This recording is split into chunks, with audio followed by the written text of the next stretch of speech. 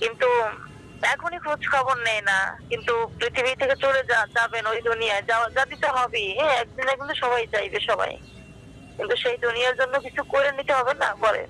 সারাদিন তো ওই কাজের পিছনে ছুটে। আমার কথা হয়েছে সোজা, আমি আল্লাহ তাআলাকে আমার খুঁজতে হবে, খুঁজে নিতে হবে। বলে না যে আল্লাহ তাআলার দিকে আপনি একদিকে দৌড়াই গেলেন, হাইটে গেলেন, আল্লাহ আপনাকে দৌড়াই দৌড়ে আসে। আল্লাহ তাআলাকে আপনি একবার ডাকলেন, আল্লাহ তাআলা আপনাকে সারাক্ষণ ডাকতে থাকে।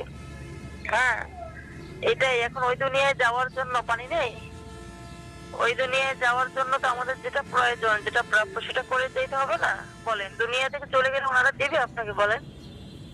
জীবনও দিবে না। জীবনেও না। এই দুনিয়ায় একটু ফোন দিয়ে বাবা জিজ্ঞেস করবে, আম্মু জিজ্ঞেস করবে, ছেলেটা কষ্ট থাকলেও বলবে না আমার আব্বু আমার মনে হয় যে আমার পাশে আছে, আমার এই কষ্ট কষ্ট মনে হয় না, তাই না? এরকমটা অনুভূতি হবে। কিন্তু এখন মনে হয় যে আমি কোন বাংলার এক প্রান্তে পড়ে আছি, আমার আব্বু আম্মু কোথায় আছে। তারা তো মানে ভ্রুক্ষেপ করতেছে না যে আমার ছেলেটা কোথায় আছে বা কেমন আছে, কি সুবিধা কি অসুবিধা, বা বাড়িতে আসো, রমজানের বাড়িতে থাকো, একসাথে সেহরি খাই, একসাথে ইফতার করি, আনন্দ, ভালোবাসা, মহব্বত। না, এটাই দুনিয়ায় চাওয়া পাওয়া। বেশি কিছু থাকে? টাকা পয়সা দিয়ে কি হয়? জানেন কষ্ট করে। আমার হ্যাঁ, ছোটবেলার আমার ছোটবেলার একমাত্র ওই ইফতার করতাম আব্বা আম্মা সকালে, সবাই সকালে, ওই কথাগুলা ইফতারের সময় সব সময় মনে পড়ে। হ্যাঁ, বড় এটাই তো। বড় হয়ে আসলে কত কিছু হারিয়ে ফেললাম, ঠিক না? হারাই ফেলাইলাম, এই তো। মানে এখন আগে পড়ে যাবি, ভয় লাগে, কাদা লাগাইও না, কতটা আদর করে কাছে রাখতো। আর মানে পড়ে যেয়ে ব্যথা পাবে এই জন্য পড়লেও ছাড়তো না, মা বাবার কতটা আদর। আর এখন তো খোঁজ খবরই নেয় না। তাহলে এটাই, মরে গেলে ওই দুনিয়ার যেটা দরকার সেটা তারা কখনোই দেবে না। তারা তো ওই বিষয়ে জানেও না যে তারা দেবে। তারা নিজেরাও জানে না, সন্তানরা ওই পথের পথিক করে রাখে যেতে পারে না। তারা মরে গেলে তাদেরকে কে দেবে? তার ঠিক ঠিকানা আছে? বলেন। আসলে আপনি পৃথিবীটা এমন হয়, মানে সময় পরিণতি হয়তো আমি সফলতা হইতে পারি নাই, আমি এতটুকু সময় আসলে। বদলে যায়। হ্যাঁ, বললেন। এই তো অবস্থা দেখছেন, দুনিয়াটি এমন। এরপরে কেমন হবে বলা যায়? আসলে আমার মাঝে মাঝে মনে হয় এখনো মনে হয় আমি সফলতা পাইনি, বুঝছেন? দুনিয়াদারি যে সফলতাটা এখনো মনে হয় আমি পাই নাই। শোনেন, সন্তানকে আল্লাহ তাআলা রাসূল কি বলছেন? নিজ ভূমিতে আপনাকে চাকরি করতে বলছে, তাই না? নিজ অঞ্চলে, নিজ বাড়ি, মানে বাড়ির আশেপাশে আপনাকে চাকরি করতে বলছে, দূরে যাইতে বলে না। তারপরে দূরে যায়, সেটা ভিন্ন ক্ষেত্র, প্রয়োজন হইলে যায়। একটা, হ্যাঁ,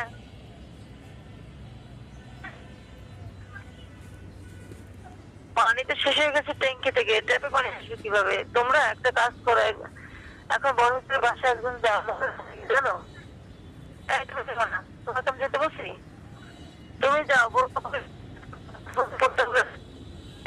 আমাদের ট্যাঙ্কিতে পানি নেই কিভাবে? তা তো জানি না। আমার জীবনে আর কোনো কষ্ট নাই, বুঝছেন? আমার জীবনে কোনো কষ্টই নাই। আমার জীবনে একটাই কষ্ট, কি জানেন? এই হ্যাঁ, পবিত্র মায়ের রমজান চলে যাইতেছে, আসলে আমার বাড়ি থেকে কেউ একটা ফোন আমার দেয় নাই। আমার তিনটা বোনের জামাই, কিবা না, আমার ওরা তিনটা, দিক না, একটা ওদের আব্বা, দেওয়ার দরকার আমার নাই। আম্মা শোনেন, জামাইরা আলহামদুলিল্লাহ পরের জীবিত ছেলে। এখনো আছে, একটা ফোন আমার দেয় নাই। এটাই আমার জীবনে সবচাইতে বড় কষ্ট, আর কোনো কষ্ট নাই। আর অথচ আমি শোনেন, সবাইরে ফোন দিছি, আমি বইনগরেও ফোন আমি দিছি, বইনের হ্যাঁ, জামাইকেও ফোন দিছি, ভাই সব ঠিকঠাক আছে? কিন্তু হ্যাঁ, আমার খোঁজ খবরটা কেউ জিগাইলো না, একটা মিনিট ফোন দেয়া। এই তো। একটা ভাই, তারা তো সবাই মহব্বত করবে ভাইটাকে, আমার ভাইটা আজ কোথায় আছে। হয়তো ওরা সাংসারিক জীবনে আটকে গেছে, তারপরেও তো ভাইয়ের খোঁজ খবরটা মানে ফোন দিয়ে জানতে না পারবে, একটা মিস কল দেবে, তারপরে তো ভাই বুঝবে আমার বোনের ফোনে টাকা নাই, হয়তো আমার বোনের মিস কল দিয়ে আমার সাথে কথা বলছে। এটাই তো। টাকা যে থাকতেই হবে, ডাইরেক্ট ফোন যে দিতে হবে, বিষয়টা কিন্তু এরকমটা না। হ্যাঁ, তাও ভাইটা বুঝবে যে না, আমার আব্বু আম্মু ফোন দিতে পারে নাই, আমার বোনেরা, তাও তো মিস কল দিতে ভাইয়ের খোঁজটা নিচ্ছে।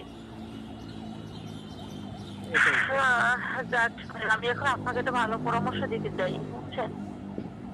বলেন। গরিব গরিব দেখে মাদ্রাসার একটা, আপনি জীবনে অনেক গুনাহের কাজ করছেন, তবে সেটা আল্লাহর কাছে ক্ষমা না চাওয়া পর্যন্ত আল্লাহ মাফ করবেন না। ওটা জেনার গুণ আল্লাহ ক্ষমা করে না। কবির গুণা, বড় গুণা, ওটা আল্লাহ ক্ষমা করতে চান না।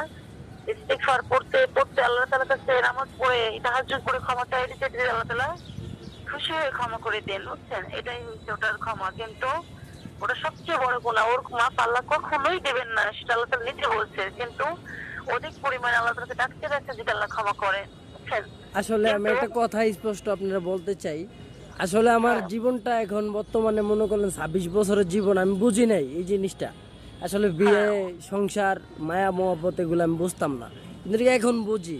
এখন বুঝা তো গুনাহ করলে আল্লাহ ক্ষমা করবে না জীবনও, এটা আমি না 100%। এখন আর কইলেন না। দেখেন তোর যদি আল্লাহ তাআলা কি বলছে, তুমি যদি বিয়ের উপযোগী হও, তোমার সামর্থ্য না থাকে, টাকা পয়সা সামর্থ্যের কথা বলা হচ্ছে এখানে, তারপরে তুমি কি করো, রোজা রাখো, নফল ইবাদতে মানে নিয়োজিত থাকো। তুমি তোমার শরীরের শক্তি তাহলে কিছু হলে তো ব্যয় হবে, হবে না? রোজা রাখলে একটু হলে দুর্বল হয়ে যায় মানুষ, তাহলে তোমার বিয়ের চাহিদাটা কম হবে। সেটাই আল্লাহ তাআলা বুঝে দিচ্ছে। তোমার ক্ষমতা নাই, বউ চাইলে ঘরে রাখা যাবে না, যাবে? তাহলে এখানে বলছেন তোমার যেহেতু ক্ষমতা নাই, তাহলে নবী করিম সাল্লাল্লাহু আলাইহি ওয়াসাল্লাম বলছেন তাহলে একটা বউকে আইনে